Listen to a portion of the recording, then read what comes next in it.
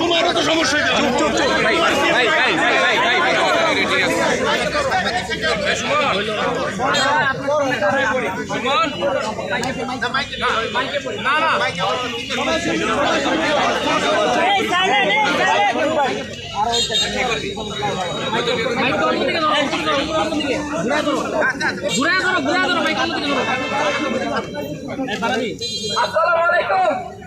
প্রিয় নারায়ণগঞ্জ এবং দেশবাসী, আজকে আমরা চাষারাতে স্বরাষ্ট্র উপদেষ্টাকে নিয়ে এসেছি, আপনাদের সামনে হাজির হয়েছি।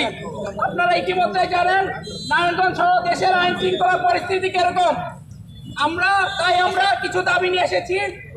দাবিগুলো হচ্ছে: 1, জুলাই গণঅভ্যুত্থানের পর পুলিশ লাইন, সিদ্ধিরগঞ্জ থানা এবং 2500 থানা থেকে 140টি অস্ত্র উদ্ধার লুট হয়েছিল, যার মধ্যে প্রশাসন 100টি উদ্ধার করেছে বলে আমরা জানতে পেরেছি। বাকি 40টি উদ্ধার এখনো করতে পারেনি।